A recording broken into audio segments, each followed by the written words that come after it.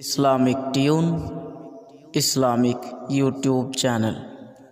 السلام علیکم ورحمۃ اللہ وبرکاتہ۔ پیارے ناظرین، آپ دیکھ رہے ہیں اسلامک ٹیون یوٹیوب چینل۔ پیارے ناظرین، آج کی اس ویڈیو کا ٹاپک ہے آدھا کمبل۔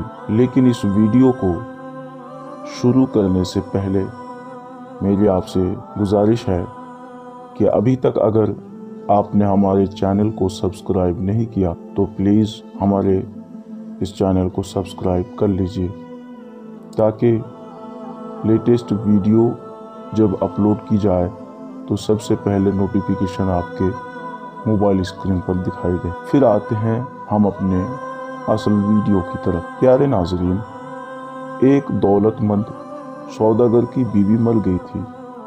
تھوڑے عرصے کے بعد خود بھی دمے کے مرض میں مبتلا ہو گیا تو اس نے اپنے کل جائیداد اپنے نوجوان بیٹے کے نام کر دی۔ ہزاروں کی جائیداد پا کر پہلے تو نوجوان لڑکا اور اس کی بیوی بچے سب سوداگر کی خوب اچھی طرح خاطرداری کرتے رہے، مگر برس 6 مہینے میں جوش ٹھنڈا ہو کر حالت یہ ہو گئی کہ علاج و معالجہ بھی چھوٹ گیا اور کھانا بھی وہی ملنے لگا جو معمولی انداز کا گھر میں پکتا تھا۔ بلکہ ایک دن تو نوجوان بیٹے نے صاف کہہ دیا کہ بابا، اپنی چارپائی برآمدے میں بچھا لے تو بہتر ہو کہ یہ ہر وقت کھانستے رہنے سے بچوں میں بیماری پھیلنے کا اندیشہ ہے۔ بیمار باپ کو صبر و شکر کے سوا چارہ ہی کیا تھا۔ اس نے کہا، مجھے تو عذر نہیں، مگر ایک کمبل اوڑھنے کو چاہیے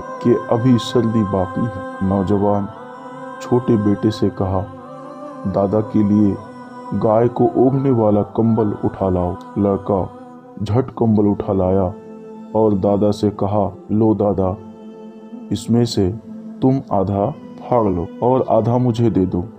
دادا بولا، بھلا آدھے کمبل سے سردی کیا جائے گی؟ باپ نے بھی بیٹے سے کہا کہ دادا کو سارا ہی کمبل دے دو، جس پر چھوٹے لڑکے نے باپ کو مخاطب کر کے جواب دیا، گھر میں ایسا کمبل تو ایک ہی ہے، اگر سارا دادا کو دے دیا تو جب تم بوڑھے اور بیمار ہو کر برآمدے میں چارپائی بچھاؤ گے تو میں تمہیں کیا دوں گا؟ نوجوان باپ لڑکے کی یہ بھولی بات سن کر سن ہو گیا، خاموش ہو گیا اور باپ سے معافی مانگ کر پوری اطاعت اور خدمت کرنے لگا، جس سے باپ بھی خوش ہو گیا اور اس کی اپنی عاقبت بھی سنور گئی۔ پیارے بچوں، دیکھو ہمارے نبی صلی اللہ تعالی علیہ وسلم نے ایک مرتبہ حضرت عمر فاروق رضی اللہ تعالی عنہ کو نصیحت کرتے ہوئے کیا خوب فرمایا تھا،